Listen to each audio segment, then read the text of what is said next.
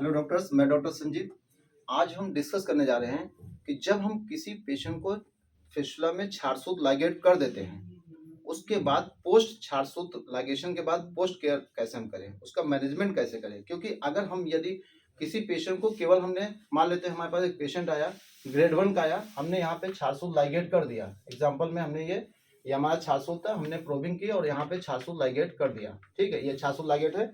Example में मैं एक मॉडल से आपको दिखाता हूँ। जैसे ये पेशेंट है, यहाँ पे देखिए ये एक्सटर्नल स्फिंक्टर, इंटरनल स्फिंक्टर हमने यहाँ पे छारसूत लाइगेट कर रखा है। एक मॉडल के थ्रू आपको समझा रहे हैं। इंटर स्फिंक्टर स्पेस में डेंटेट लाइन पे इसकी इंटरनल ओपनिंग है और पेरिनल स्किन में इसका ओपनिंग है।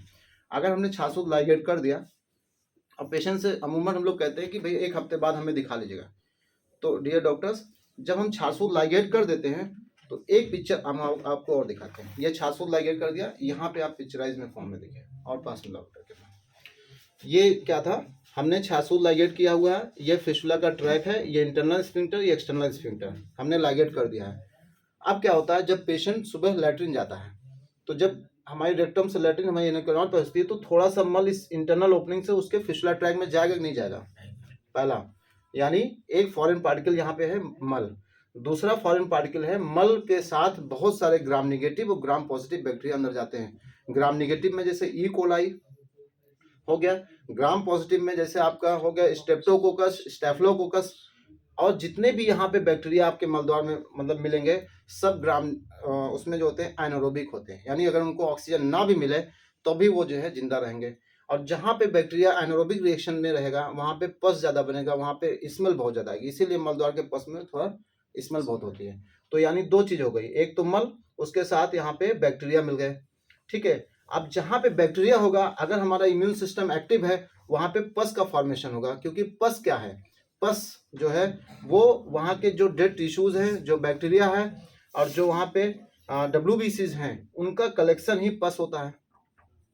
अब यहाँ पे 3 चीज हो गई, मल, बैक्टीरिया और पस।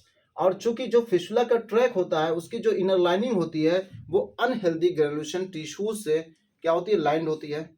अनहेल्दी ग्रेनुलेशन टिश्यू वहाँ चिपके होते हैं, कुछ डेड टिश्यू चिपके होते हैं। तो यानी अगर हम सही से देखें तो हमारा जो फिस्टुला का ट्रैक था उसमें 5 फॉरेन पार्टिकल प्रेजेंट है।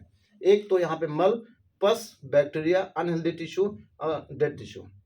अगर हम इसको पर डे वॉश कर दें, हम देखते हैं कि जो पेशेंट को हमने 7 दिन के लिए 7 दिन बाद बुलाया है केवल छारसूत लाइगेट करके, उसमें हीलिंग की प्रोसेस, और जिन पेशेंट को हमने कहा है कि पर डे आप एक सिरिंज में डिस्पो लीजिए, जस्ट लाइक हमको पिचकारी की तरह यूज करना है, जेट की तरह, यहाँ पे पानी जो जैसे जातादी तेल है हमने उसको भरा और यहाँ पे कस के पुश कर दिया। तो ये जो डेड टिश्यू थे, जो यहाँ पे बैक्टीरिया थे, जो पस था, वो मल क्या होता है, वॉश आउट हो जाता है। तो ये जो घाव भरता है, यानी एक पेशेंट में हमने केवल छारसूत लाइगेट करके छोड़ दिया और एक पेशेंट में पर डे सुबह शाम उसको, जब मल त्याग के बाद पेशेंट आता है तो उससे हम कहते हैं कि इसमें सिरिंज से ऑयल डाल दीजिए इस ट्रैक में। तो दोनों में हीलिंग में हमने देखा बहुत ज़्यादा डिफरेंस पाया हमने। पहले पेशेंट में जिसमें हम लोग रोज इसमें सिरिंज से जो भी दवा हम उसको बताते हैं डालते हैं, उसमें पस का फॉर्मेशन कम होता है, उसमें स्मेल बहुत कम आती है, उसको पेन बहुत कम होता है, उसको दिन भर जो डिसकम्फर्टनेस होता है छारसूत बांधने के बाद वो बहुत कम होता है पेशेंट को। आप खुद सोचिए, अगर इस ट्रैक को मॉर्निंग इवनिंग हम किसी भी लिक्विड से, चाहे वो आपका जतई तेल हो, चाहे आपका मार्ग क्षार तेल हो, चाहे काशीशादी तेल हो, चाहे मॉडर्न में चाहे आप देखिए चाहे बिटाडीन हो, या हम क्लोरीन वाटर हो, या जैसे मेट्रोजेल का लिक्विड जो पानी आता है सोल्यूशन, उससे हम वॉश कर दें, तो अगर ये सब यहाँ पे हटा दिए जाएं तो हमारा घाव आसानी से भर जाएगा। क्योंकि फिस्टुला भी एक तरह से अनहेल्दी उंड है, यानी एक फोड़ा है। हमें उसी हिसाब से अगर ट्रीट करेंगे तो हमने देखा है कि जो फिस्टुला के ट्रैक को हम लोग रोज अगर क्लीन करा दे तो उन पेशेंट को ना दर्द होता है ज़्यादा, ना पस ज़्यादा आता है, ना उनका लाइफ रूटीन डिस्टर्ब होती है। तो ये पेशेंट जल्दी ठीक हो जाते हैं। तो हमें क्या करना है, हमें पर डे एक 3 ml या 5 ml की सिरिंज में, चाहे जातादी तेल या कोई भी जो आपको अच्छा लगे वो आप यहाँ से अच्छे से करिए, ऐसे पुश करा दीजिए। तो आप देखिए जो वहाँ पे लैट्रिन करते समय जो मल फिस्टुला ट्रैक में इंटरनल ओपनिंग से चला गया था, जो पस था, जो बैक्टीरिया थे, वो वॉश आउट हो जाते हैं। अब पेशेंट बहुत जल्दी ठीक हो जाता है।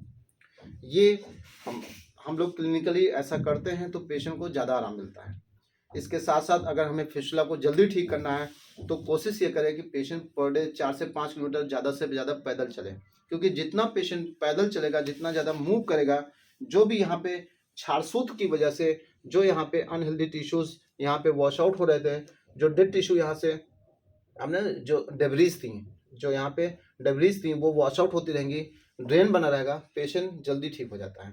और जब पेशेंट मूव करता है तो जो ये स्फिंक्टर्स होते हैं वो थोड़ा जल्दी कट होते हैं। तो अगर हम पेशेंट को पर डे क्लीनिंग कराएं पेशेंट को इससे, चाहे जाताई तेल से या किसी भी लिक्विड सोल्यूशन से, तो ये ट्रैक हमारा अगर बिल्कुल क्लीन होगा तो हमारा फिस्टुला ट्रैक जल्दी ठीक हो जाता है। और एक चीज़ है, अगर मान लेते हैं कि एक पेशेंट था, जैसे मान लेते हैं कि उसको एक ट्रैक, मान लेते हैं ये छारसूत हमने लाइगेट किया, लेकिन एक ट्रैक यहाँ पे और बना था, मान लेते हैं उसको एक सेकेंडरी ट्रैक थी, जैसे यहाँ पे एक उसको सेकेंडरी ट्रैक था, एग्जाम्पल में उसको एक ट्रैक और था फिस्टुला का। अब क्या होगा, इस ट्रैक में हमने छारसूत लाइगेट नहीं किया, हम अगर इसको क्यूरेट कर दें और इसको रोज वॉश करते रहें तो जो हमारे सेकेंडरी ट्रैक्स होते हैं, जो कैविटी होती है, वो अपने आप हील हो जाती है। क्योंकि अगर हम इसको दिन भर में 2 बार वॉश कर देंगे तो इसमें ना पस रुकेगा, ना बैक्टीरिया रुकेंगे, ना यहाँ फॉरेन पार्टिकल रुकेगा, तो हमारा जो घाव है वो जल्दी से हील हो जाएगा। तो ये फायदा है। Thank you. नेक्स्ट वीडियो में हम लोग फिर मिलते हैं, आगे नेक्स्ट और एजुकेशनल वीडियो बनाएंगे। Thank you.